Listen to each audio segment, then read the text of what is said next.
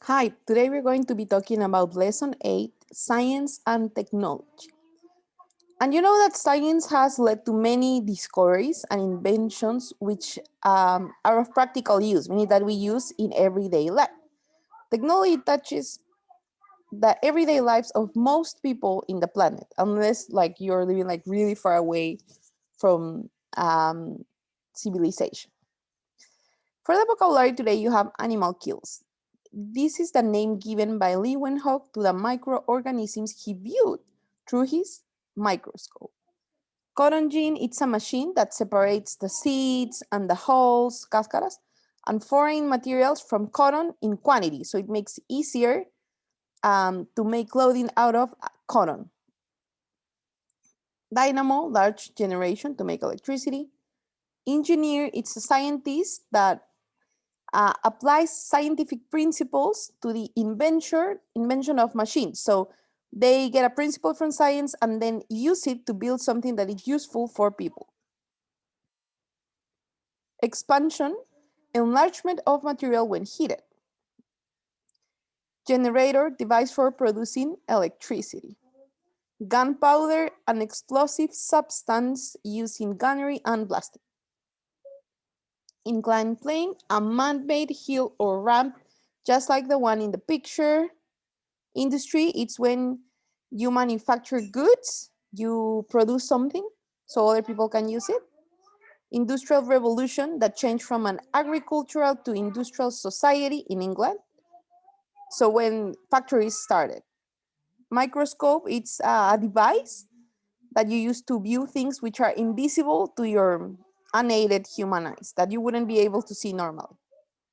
Shaduf, a device used by the ancient Egyptians to fill their irrigation ditches, like this one here, from the Nile River.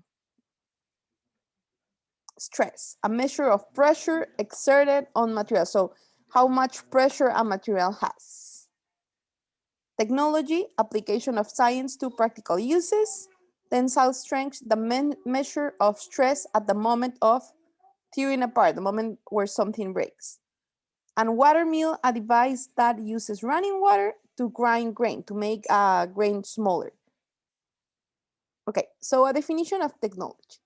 Pure science is good, it's interesting to learn more about our planet, about God's creation, but science needs to be applied before it is useful for us humans. And technology, it's applied science that makes pure science useful and makes it practical. And technology has given rise to industry. Industry makes things, manufactured items, which are useful to people. And then each item that you use has made one or many principles discovered by scientists and then developed by professional engineers. Even something as simple as a can opener. It has the principles of the wedge, the wheel, and the lever. And then a complex machine like a rocket or a car uses many, many, many scientific principles. And then most comforts, most convenience, things that make your life easier today, like using a car or kitchen appliances, are thanks to technology. An example of this is if a civil engineer wishes to build a bridge, a good bridge, he must know how to apply certain principles like tensile strength. Tensile strength is how much stress materials can withstand without breaking when being pulled apart. And then expansion, how larger things are gonna get when they're in hot water. And stress, how much compression and tension materials can withstand. And technologists apply science to solve problems of society.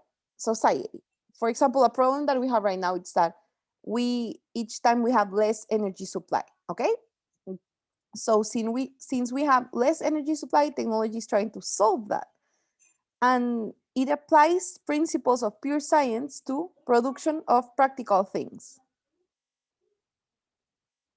And then I'm going to talk about advances in technology because technology is so much a part of our life. We think of it always as something new and different, but technology it's old as the history of humans. And the first examples of technology in the Bible is the construction of the ark by Noah, because before that nobody had made an ark before. Or another example of ancient technology would be the wheel. Okay, the discovery of the wheel made like the way for many other inventions. And many discoveries have shown that ancient people had some technology in the fields of metallurgy, like working with metals, architecture, astronomy, that humans were not able to duplicate until the Renaissance. So they had some technology. And speaking of that, I wanted to talk about that technology in ancient Egypt. So they had a problem in Egypt. Their land was bordered by desert, and their only protection against that desert was the Nile River. So they needed to get water to their farmland, but in a really efficient way because they don't have water to waste. They live in a desert. So they invented the Shara. It used the principle of a lever, and water was stored in a raised cistern, and a bucket hanging from the end of a long pole was allowed to dip in it. And then weights were added to the other end of the pole. So it would bring the bucket up and over the other side of the cistern. And then water would be poured from the bucket into irrigation ditches. So they watered the land. And then another invention that Egyptians had was the ramp, which is an inclined plane. We have studied this before in science. So an inclined plane does part of the work of lifting a heavy object, okay? So you still have to move it, you still have to push, but it's easier to push than to lift up. And the longer the inclined plane, the easier the load is to lift, but you're gonna have to walk more. It is thought the Egyptians used ramps to build the pyramids, but nobody knows how they were able to lift huge blocks of stone into place. There's a lot of technology in ancient times, but we don't know like all of them because all of these records of their knowledge were lost when the Great Library in Alexandria burned and when the Roman Empire was overrun by barbarians. So most of that knowledge was lost. And then for medieval technology, um, as the Western world recovered from the barbarian attacks and destruction, people began to invent different things to ease their lives. So one of their worries was security. So they invented weapons. The crossbow was invented. It's like a regular bow and arrow, but it's horizontal. And instead of an arrow, it has a bolt. Okay, a bolt, it's like an arrow, but it's blunt. It doesn't have a sharp point.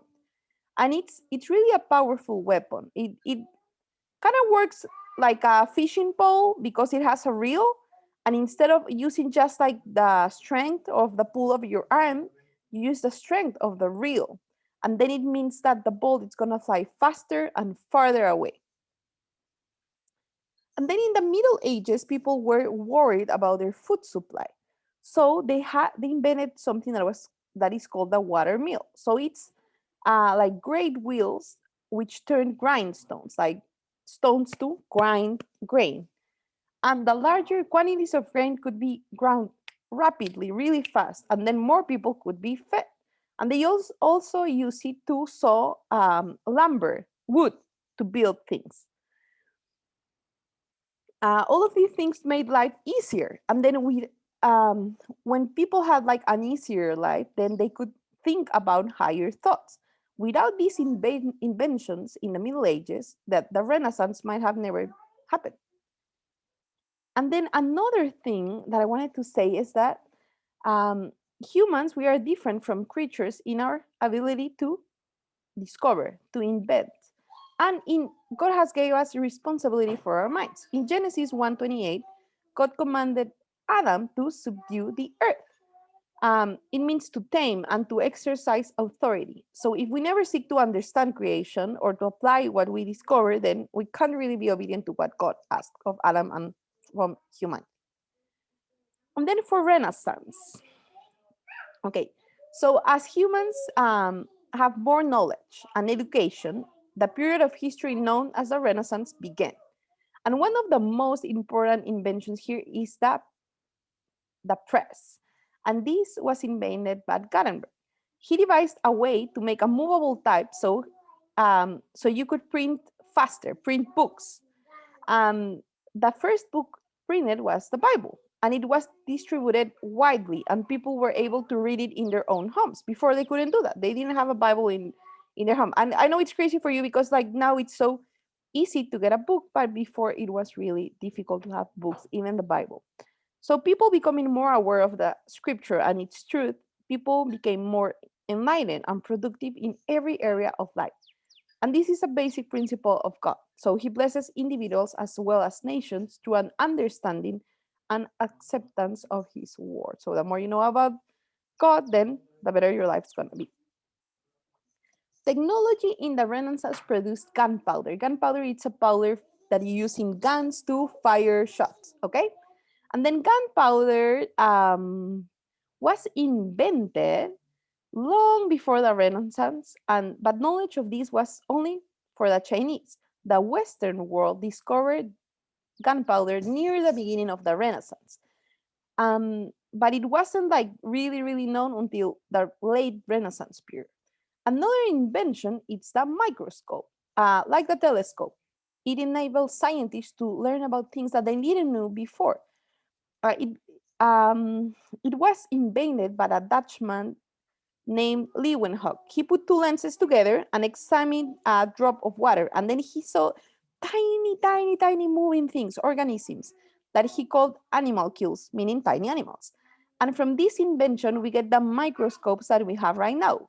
Complex light microscopes and electron microscopes that let us see 1,000,000 times larger than they are. And then in the 18th and 19th centuries, production of goods, of things for sale, uh, in big quantities became an important source of income and trade. Like you will get money for selling lots of things. And the principle of the steam powered engine, sorry, there's a mistake here, was discovered and applied. And then large factories were made possible by these engines. Thomas Newcomen and James Watt built the first steam engine. And then another like big change was the cotton gin. It's this machine that separated seeds from cotton, and then it make easier to make clothing like in big quantities. And then towards the end of the 19th century, two men changed the world of industry. First, you had Michael Faraday. With this, he discovered the principle of dynamo or the generator, which made electricity, like the one that we know right now, possible. He invented the generator. And then Thomas Edison, he applied Faraday's principle of the generation and he created the light bulb. So now you have like regular electricity because before people would have to depend on sunlight or using a candle. And then these discoveries made industry more efficient. And then in modern technology, our times, we have better living conditions and nutrition, and we have better medicine. So people live longer. And then mechanical devices help people live longer. For example, if you have a lung problem, maybe you can use a ventilator and live more time or keep your heart beating. And then we have things like medicine, antibiotic, pain relievers, medications that you didn't get before. Before, people would die of really simple things just because they didn't have that technology. Okay, and that would be it for this class today.